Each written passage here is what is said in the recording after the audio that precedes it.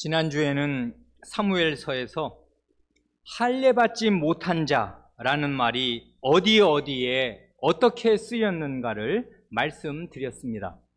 그 전에는 여호와의 기름 부음을 받은 자라는 말이 사무엘서 어디에 어떻게 쓰였는가를 또한 말씀드렸습니다. 우리가 함께 살펴본 대로 다윗은 자기 인생의 아주 중요한 국면에서 이 두 마디 말들을 합니다. 즉 소년 시절에는 아군과 사울 왕 앞에서 골리앗을 가리켜 이 할례받지 않은 블레셋 사람이 감히 살아계시는 하나님의 군대를 모욕한다고 분개하면서 골리앗을 죽여서 이스라엘을 건져냅니다. 또한 20대 어느 때에는 사울 왕이 여호와의 기름 부음을 받은 자라고 말하면서 원수인 사울의 목숨을 결정적으로 2번 살려줍니다. 마침내 30 즈음에 그 사울 왕이 죽었을 때에는 이 두 마디 말을 한꺼번에 하는 것을 우리가 사무엘하 1장에서 봅니다.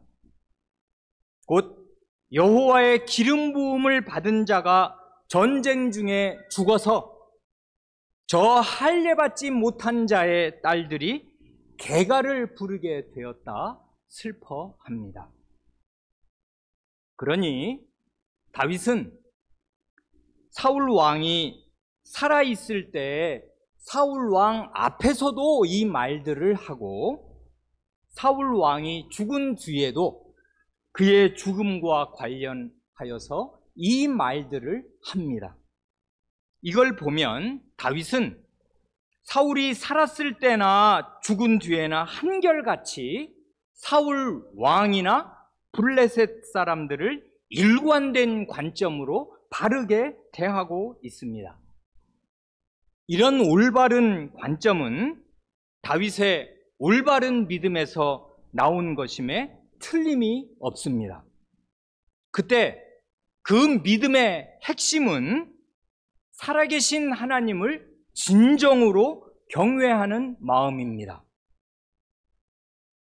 참된 믿음은 하나님의 언약의 말씀이 마음 중심에 살아있는 것이고 그 언약이 지향하는 하나님의 나라가 자기 마음 가득 있는 것입니다. 이렇게 하나님과 하나님 나라에 대한 참된 믿음이 있으면 또한 다른 사람을 어떻게 대할 줄을 알게 됩니다.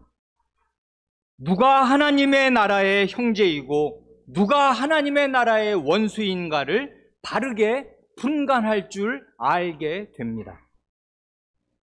그래 믿음은 형제는 어떻게 대하고 적들은 어떻게 대할 줄을 알게 합니다. 이게 바로 다윗과 요나단이 갔던 믿음의 길이었습니다.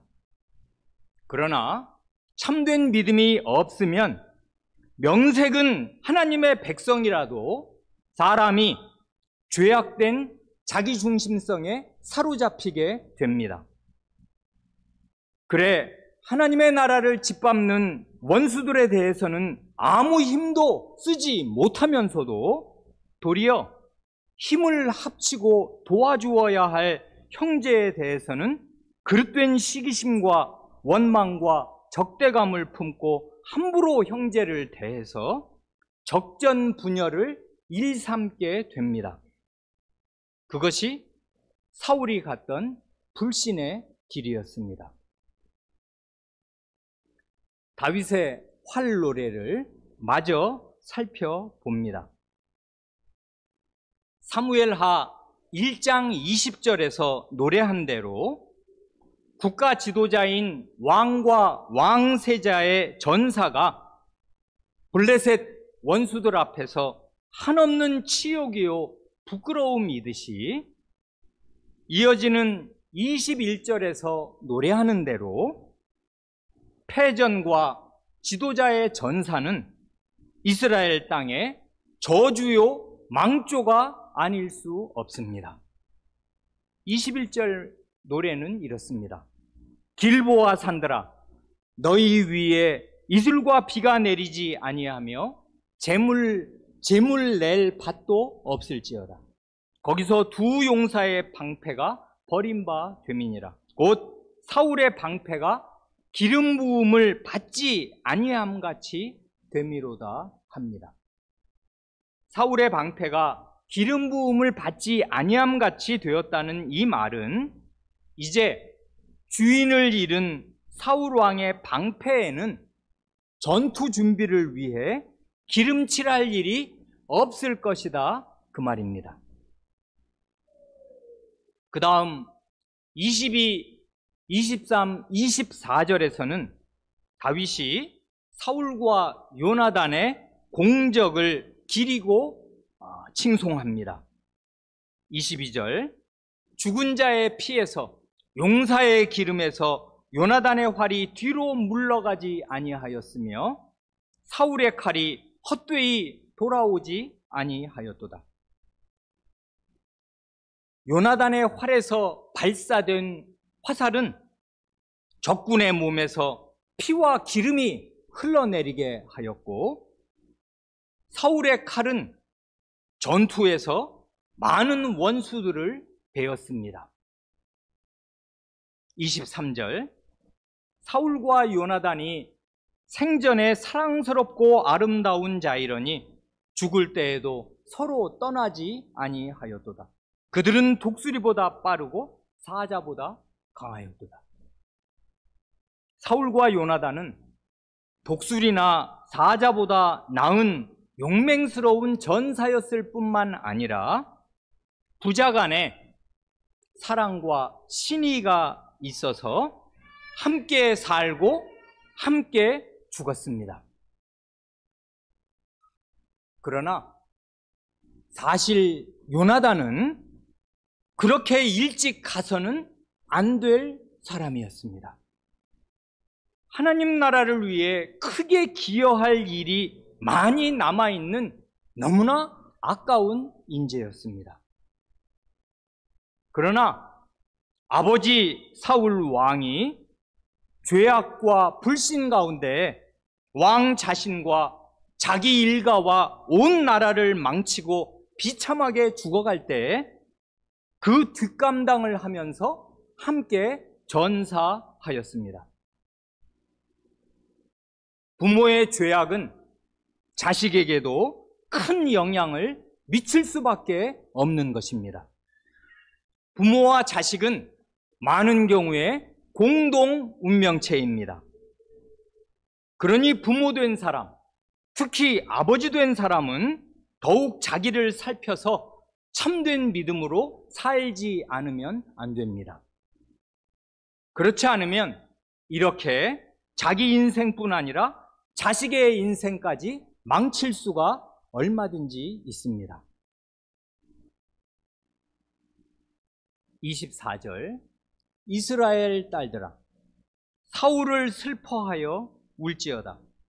그가 붉은 옷으로 너희에게 화려하게 입혔고 금 놀이개를 너희 옷에 채웠도다.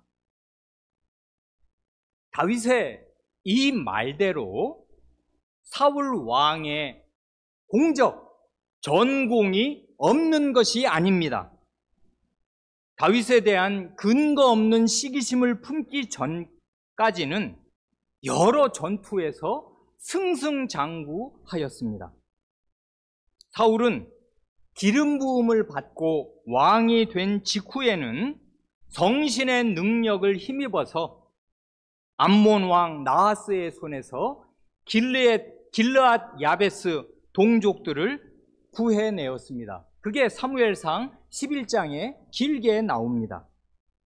그래 그 길르앗 야베스 사람들이 그날에 그 사울에게 입은 은혜를 기억하고서 사울 왕의 목 없는 시신과 왕자들의 시신이 벳산 성벽에 못 박혀 있을 때 밤새 장정들이 달려가서 그 시신을 수습해서 장례를 치러주고 7일을 금식한 것입니다.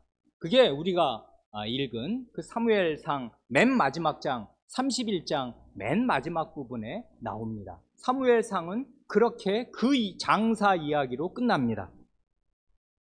그래 사무엘상 14장 47절 이하를 보면 사울 왕이 기름 부어 왕으로 세움 받은 그 초기의 공적을 이렇게 공평하게 기록합니다. 사무엘상 14장 47절 이하, 사울이 이스라엘 왕 위에 오른 후에 사방에 있는 모든 대적 곧 모압과 암몬 자손과 에바와 소바의 왕들과 블레셋 사람들을 쳤는데 향하는 곳마다 이겼고 용감하게 아말렉 사람들을 치고 이스라엘을 그 약탈하는 자들의 손에서 건졌더라 합니다. 이것이 사실입니다.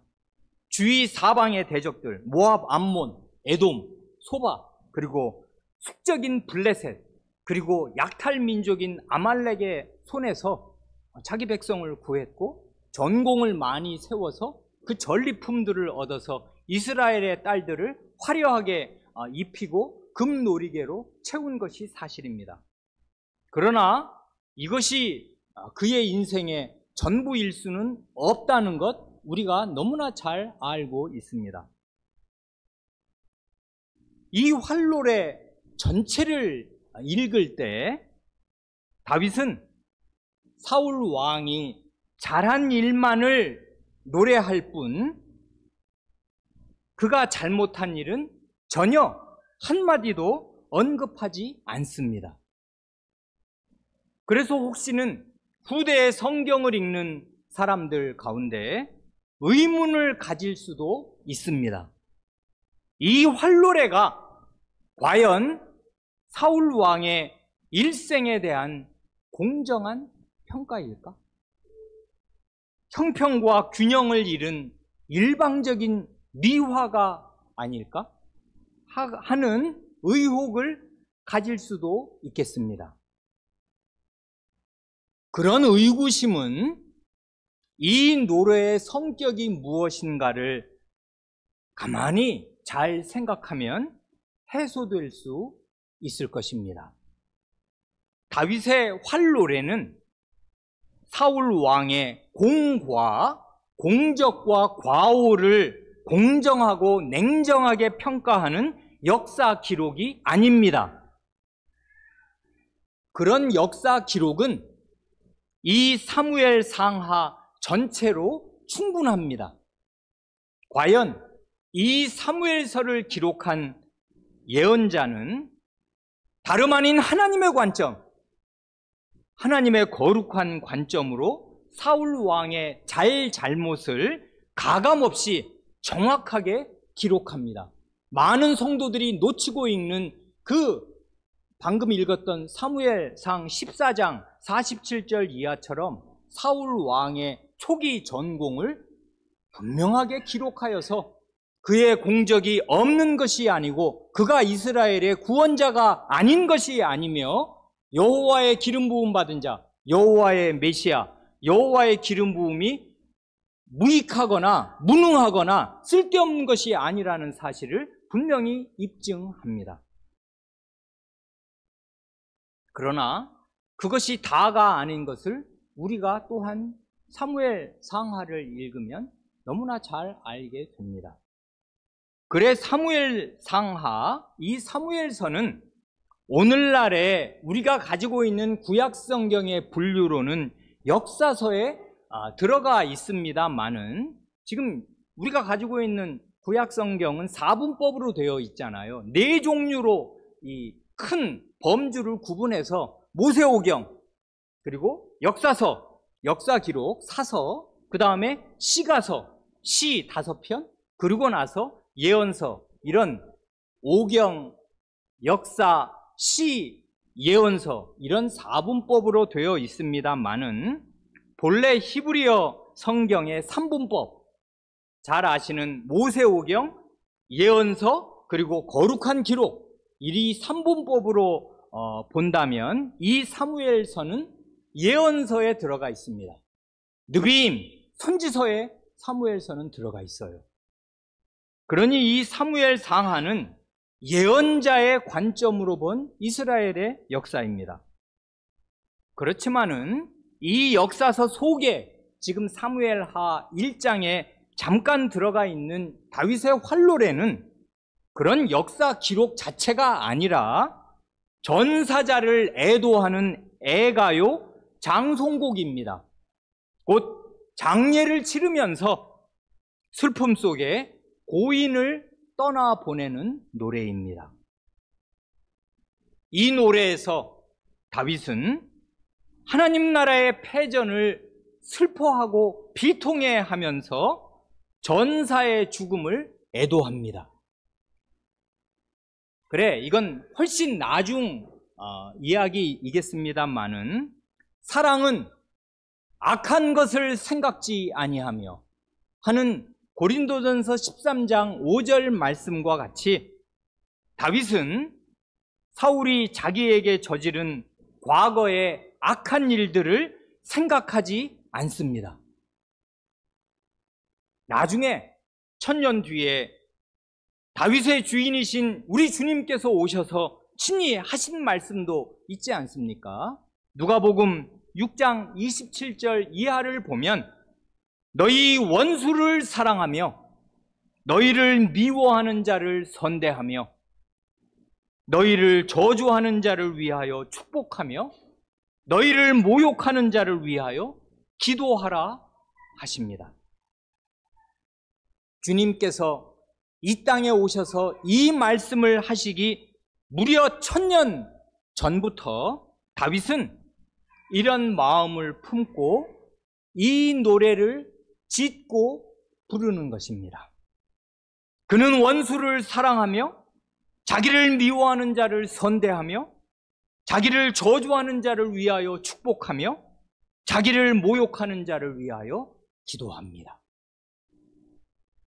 어떻게 이런 일이 가능한가 할 때 모세 때에 주신 다윗이 태어나기 500년 전에 이미 주신 하나님 나라의 법이 이것을 명합니다.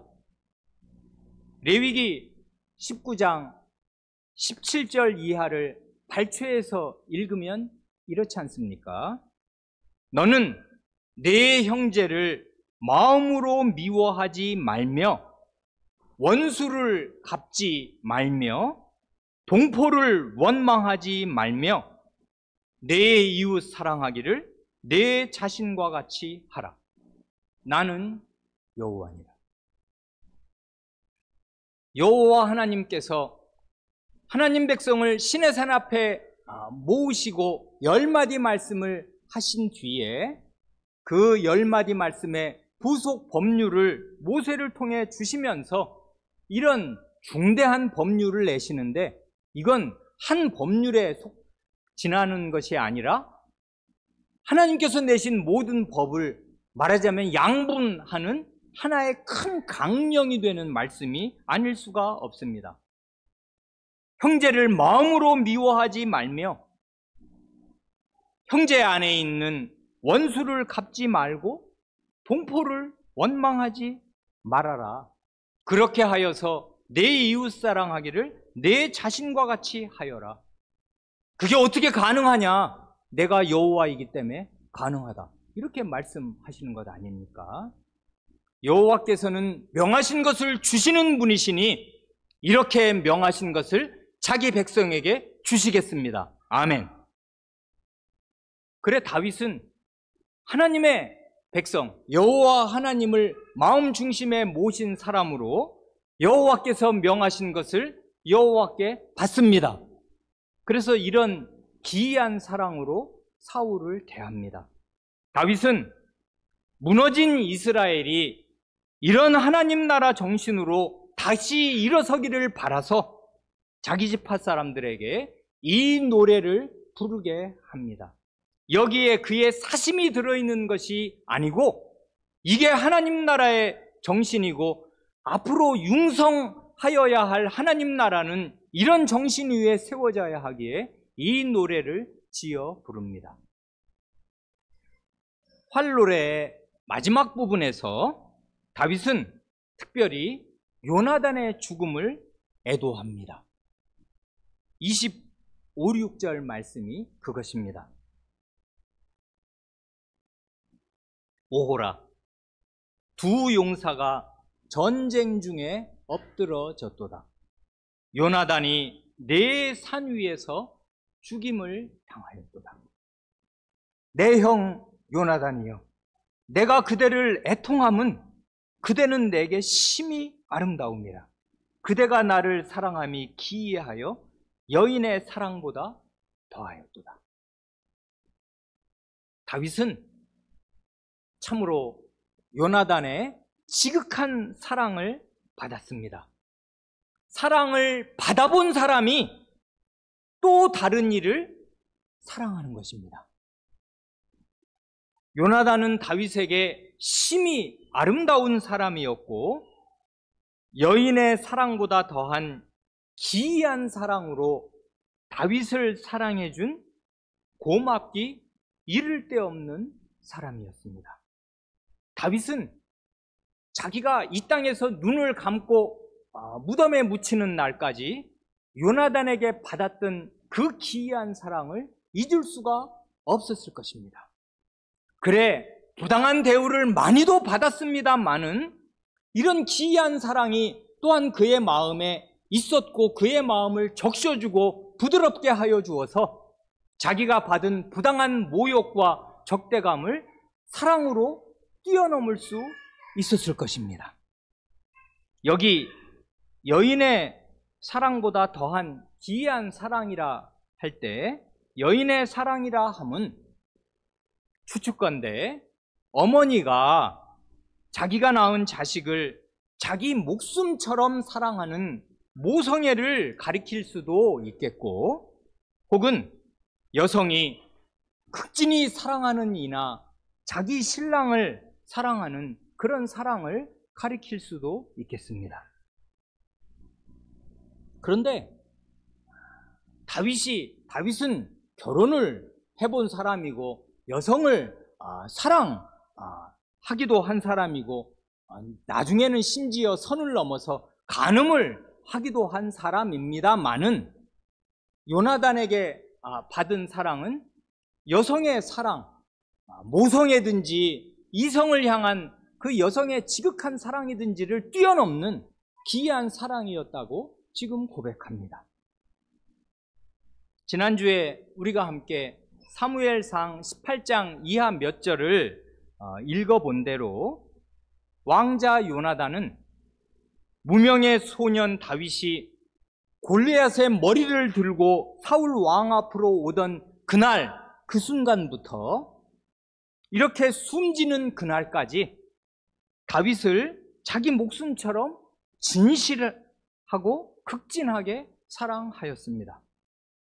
다윗을 시기하거나 견제하려는 마음이 조금도 없었습니다. 도리어 근거 없이 다윗을 시기하고 미워하는 자기 아버지 사울 왕에게 다윗을 해치지 마시라고 간곡하게 권유하고 또 권유하였습니다. 그러다가 하마터면 아버지 창에 맞아 죽을 뻔한 일도 있습니다.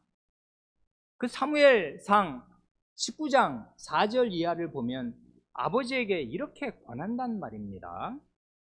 요나단이 그의 아버지 사울에게 다윗을 칭찬하여 이르되 원하건대 왕은 신하 다윗에게 범죄하지 마옵소서. 그는 왕께 득죄하지 아니하였고 그가 왕께 행한 일은 심히 선함이니이다. 그가 자기 생명을 아끼지 아니하고 블레셋 사람을 죽였고 여호와께서는 온 이스라엘을 위하여 큰 구원을 이루셨으므로 왕이 이를 보고 기뻐하셨거늘 어찌 까닭 없이 다윗을 죽여 무죄한 피를 흘려 범죄하려 하시나이까 하고 너무나 바르고 온당한 말로 사울 왕의 그 근거 없는 적개심을 무마하고 완화시키려고 무던히도 애썼습니다. 그래, 왕자와 왕, 이 사울 왕이 뭐 병들어 죽거나 전사하면 그 왕위를 그 맏아들 요나단이 이어받을 것이 분명하여서 이 사울 왕과 요나단은 말하자면 같은 편이요, 부자간이요, 한통속일 수밖에 없겠는데도 아버지와 정반대의 다른 길을 그는 갔습니다. 그리고 자기의 모든 세상 사람이 볼 때 정적이 될 만한 사람인 이 다윗을 아무 사심 없이 그러나 극진하게 사랑하였습니다. 여성이 자기 남편 사랑하는 것보다 아이 낳은 엄마가 자기 아이를 물밀듯한 사랑으로 사랑하는 것 이상으로 다윗을 사랑하였습니다. 목숨을 걸고 사랑하였습니다. 어떻게 이런 사랑이, 이런 기이한 사랑이 가능할 수 있는 것이겠습니까? 정말이지 그것이 알고 싶다입니다. 그래, 부족한 저의 개인적인 소원 가운데 하나는 나중에 하나님 나라에서 만나서 길게 이야기 나누고 싶은 사람이 많이 있습니다만은 그 가운데 특히 이 사람다운 사람, 요나단 왕자를 만나서 그의 이야기를 길게 들어보고 싶습니다. 하나님 나라는 영원하니까 시간과 기회는 충분히 있으리라 믿습니다. 그러기 전이라도 어떻게 이런 이타적이고 헌신적인 사랑이 가능했는지 짐작할 수 있는 단서가 성경에 없는 것이 아닙니다. 오늘 본문으로 우리가 먼저 읽은 사무엘상 20장 그 12절로 17절 말씀이 그 단서가 될 수 있지 않겠습니까? 이 내용은 성경을 읽으시는 성도 여러분이 잘 아시는 내용입니다. 곧 요나단이 다윗의 부탁을 받아서 사울 왕의 마음 상태를 잘 살펴서 다윗을 죽이려는 의사가 명백하고 분명하면은 그 사실을 다윗에게 미리 알려주어서 다윗으로 하여금 도망칠 수 있게 해주겠다고 약속하는 내용, 다윗과 단둘이 이런 은밀한 약속을 하는 내용이 그 앞에 있지 않습니까? 이 사무엘상 20장은 꽤 길어, 뭐 47절까지인가 이게 길게 있는데 처음부터 끝까지를 다 읽어도 마찬가지입니다만은 그 중에 우리가 읽은 구절이 그 12절로 17절까지 6절입니다. 6절. 이 6절에서 주위에서 보셨는지 모르겠는데 요나단이 하나님의 이름을 몇 번 부릅니까? 6절에서 6번 부릅니다. 아니, 더 정확히 말한다면은 12절, 12, 13, 14, 15, 16 그 앞에 5절에서 하나님의 이름을 6번 부르고 마지막 17절에는 하나님의 이름 대신에 이 말이 나옵니다. 다윗에 대한 요나단의 사랑이 그를 다시 맹세하게 하였으니 이는 자기 생명을 사랑함같이 그를 사랑함이었더라.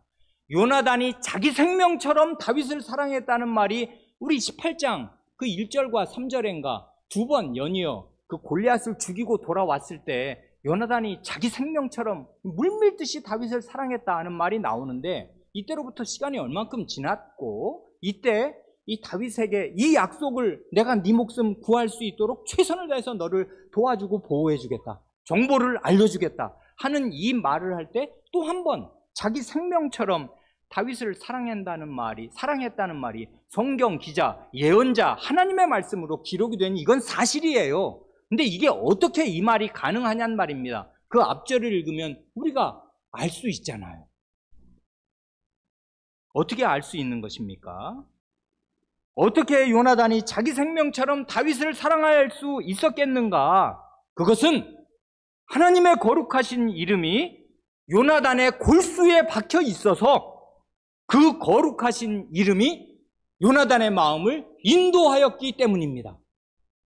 그래, 요나단은 하나님의 이름을 5절에서 6번을 불러요. 하나님이 자기 골수와 마음에 가득 있는 것입니다, 지금.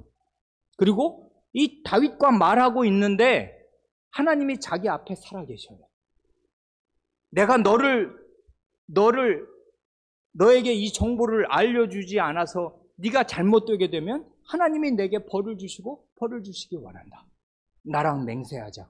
너는 잘 될 게 틀림이 없고 여호와께서 너의 모든 대적을 땅에서 끊으실 것이 틀림이 없으니 나는 여호와의 이름으로 너에게 맹세한다. 그러니 너도 나와 우리 집에 신의를 지켜다오 하고 하나님을 가운데 모시고서 다윗을 상대하니까 하나님의 그 기이한 사랑, 우리가 하나님의 사랑을 측량하거나 헤아릴 수가 없지 않습니까? 이건 이해가 불가능하잖아요. 하나님의 사랑이라는 거는.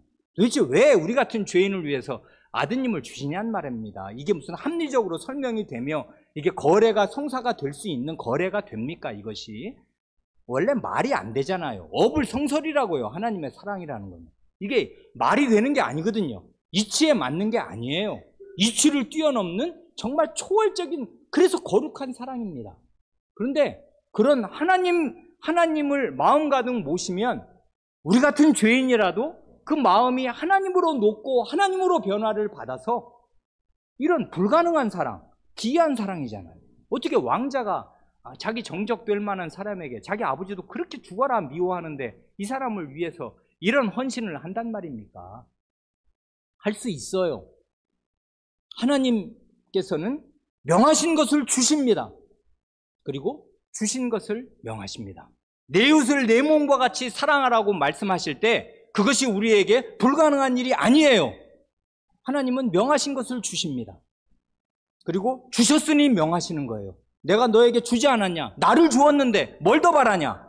사랑인 나를 주었는데 나를 받은 사람이 어떻게 이웃을 네 몸처럼 사랑하지 않을 수가 있냐? 그러면 나를 안 받은 거지 하고 하나님이 주셨으니 명하십니다. 하나님처럼 살라고, 하나님처럼 사람을 대하라고 명하십니다. 그러니 우리는 피할 데가 없어요. 하나님을 안 받은 사람이면 하나님과 상관이 없는 사람이겠는데 하나님을 받았으면 하나님처럼 살아야 합니다. 주신 것을 명하시고 명하신 것을 주셨으니 우리는 그렇게 살 수밖에 없어요. 그리고 사는 길이 생명의 길이요 영생의 길이요 하나님 나라를 이루는 유일한 길이겠습니다. 다윗이 왕이 되기 전에 불렀던 이 슬픈 활노래에는 이런 하나님 나라의 정신, 곧 거룩한 용서와 기이한 사랑이 빛나고 빛납니다. 다윗 왕국은 이런 거룩한 용서와 사랑 위에 건설됩니다. 그 나라, 다윗의 왕국이 곧 우리가 들어가 영원히 거할 하나님의 나라입니다. 중요한 것은 우리가 다윗과 요나단이 보여주었던 그 동질의 믿음으로 서로를 대해서 우리 가정과 우리 교회가 이런 거룩한 사회를 이루는 것이겠습니다. 아무쪼록 하나님의 말씀에서 우리 모두가 지혜를 얻어서 이 땅에서부터 이런 진실한 사랑과 용서를 주고받는 거룩한 공동체를 이룰 수 있기를 바랍니다. 이게 그리스도께서 죽으신 이유이고 성신께서 이 땅에 내려오신 목적입니다. 하나님이 다스리시고 함께 하시고 이루시는 거룩한 나라, 거룩한 사회. 이게 아니라면 우리가 밥 먹는 이유가 무엇이며 이렇게 매주일 예배당에 모이는 이유가 무엇이란 말입니까? 우리가 차례 지내러, 제사 지내러 매주일 모이는 거 아니란 말입니다. 살아계신 하나님을 모신 사람이 마음 가득 하나님을 모시면 이런 하나님이 나타나는 하나님의 그 기이한 불가해한 사랑과 용서가 나타나는 거룩한 사회를 이룰 수 있겠습니다. 아멘. 기도하시겠습니다.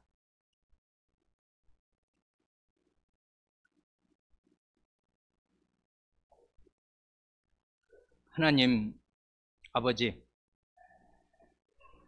하나님께서는 처음부터 끝까지 피조물과 구별되시는 초월적이고 거룩한 하나님이셔서 저희의 이 세상에서 겪는 경험, 이 죄악된 세상에서 겪는 일반 상식과 저희의 온 경험을 완전히 뛰어넘고 그리하여 초월적이며 초연하시고 그러므로 지극히 거룩하시다, 거룩하신 하나님이시라 찬송할 수밖에 없는 거룩하신 하나님이시옵니다. 이 하나님께서 거룩한 사랑으로 죄인인 저희를 사랑하시고 죄인인 저희를 찾아오시고 저희에게 다가오시되 그냥 다가오신 것이 아니요 아드님의 피를 들고 저희에게 다가오시고 저희를 아드님의 피로 씻으셔서 저희의 이 죄악 어떻게 할 수가 없고 영원히 지옥에 가도 끝끝내 해소되지 못하고 해결되지 못하여 영원히 지옥불 가운데 불탈 수밖에 없는 저희의 이 망극한 죄악에서 저희를 건지시며 아드님의 피로 저희의 더러운 마음과 저희의 더러운 심장을 씻으셔서 하나님의 사람이 되게 하시며 하나님의 자식으로 거듭나게 하시고 하나님의 자식이므로 아버지를 닮아 그 아버지의 그 아들, 그 아버지의 그 딸들이 되게 하시는 줄을 믿습니다. 주님, 이 사실을 저희에게 하나님의 말씀으로 누누이 말씀하시고 밝히 보여주시며 이 말씀을 하나님의 말씀으로 믿으라 하시오니 믿음이 구원받는 유일한 수단이 되듯이 저희가 하나님의 나라를 이루고 살 수 있는 유일한 수단도 오직 하나님 말씀에 대한 믿음인 줄을 믿습니다. 주님, 저희가 하나님을 믿사오며 하나님의 말씀을 믿사옵니다마는 저희의 믿음이 얼마나 신라같이 가느다랗고 얇으며 아니 차라리 없는 것과 같아 겨자씨 한 알만도 못하다고 주님께서 친히 평가하실 만큼 아무것도 아닌 것을 주께서 아시오니 저희를 불쌍히 여겨 주시기를 구합니다. 이렇게 하나님을 모신 자리에서 하나님의 말씀을 들을 때마다 저희의 이 신락 같은 믿음, 저희의 겨자씨만한 믿음이 왕성하게 하나님의 말씀을 공급받아 자라게 하시고 커지게 하시고 넓어지게 하셔서 저희의 이 좁쌀 같은 마음이 넓어질 수 있게 하여 주시고 도무지 모욕을 잊지 못하고 도무지 적대 받은 것을 끝끝내 기억하고 되갚아 주려는 저희의 이 좁은 마음들이 넓어지게 하여 주셔서 거룩한 용서와 거룩한 사랑이 있는 하나님의 사회, 하나님의 공동체를 이루고 살 수 있게 하여 주시기를 구합니다. 저희가 이 땅에서 그런 단위 사회를 끝끝내 맛보지 못하고 저희의 가정이 늘 지옥과 다름이 없고 저희의 교회 생활이라는 것이 이렇게 저열하기만 하다면은 하나님의 나라는 과연 어디에 있는 것이오며 그리스도께서 피 흘리시고 성신께서 내려오신 보람은 어디에 있는 것이옵니까? 이 지구상 어딘가에 있겠사온데 저희에게 없다면은 저희는 버림받은 사람들이요 아무것도 아니요 하나님 나라에서 배제된 사람들일 수밖에 없는 줄을 아옵니다. 그러므로 저희는 물러설 데가 없사오며 절벽 위 백척 간두에서 주님의 말씀을 바라고 주님을 믿사오며 이 하나님의 말씀이 저희 이 죽을 몸 가운데 꽃피게 하시고 발아하게 하시며 열매를 맺게 하셔서 저희가 죄인들이요 아무것도 아닌 자들이요 본래는 영원히 지옥에 떨어져야 마땅할 자들일지라도 성신의 능력으로 저희의 마음이 새롭게 되고 하나님의 말씀으로 거듭나서 영원한 나라를 마음에 품게 되면 어떻게 사람이 달라질 수 있는지를 저희 각 사람 안에서 입증하여 주시옵소서. 성신의 능력이 저희를 사로잡게 하여 주시고 하나님의 말씀의 능력이 저희의 속사람을 변화시키셔서 저희가 용서할 수 없는 사람을 용서할 수 있게 하여 주시고 기이한 사랑으로 서로를 사랑하여서 사랑과 용서가 있는 거룩한 나라를 이루고 살게 하여 주시며 이 속에서 저희의 자녀들이 이 세상 나라와는 차원이 다른 거룩한 사회를 맛보고 이 사회를 이루며 이 사회를 더욱 거룩한 사회로 만들어가는 것이 자기 생애의 이유요 목적인 사실을 교회 안에서 다 발견할 수 있게 하여 주시고 특별히 저희 부모된 사람들은 그런 거룩한 공동체의 기반을 이루고 가는 것이 저희가 자식 앞에 할 일이요 저희의 사명인 사실을 잊지 않고 살게 하시며 그러므로 언행 심사를 조심하게 하시고 저희가 얼마나 이런 원대한 목표, 하나님이 이루시려는 목표에서 멀리 떨어져 있는 사람들인가를 자각하고 각성하여서 회개하고 주님을 믿게 하시고 회개하고 주님께로 날마다 돌이킬 수 있게 하시옵소서. 저희를 버리지 마시고 저희 각 사람을 하나님 나라의 일꾼으로 써주시옵소서. 우리 구주 예수님의 이름으로 기도합니다. 아멘.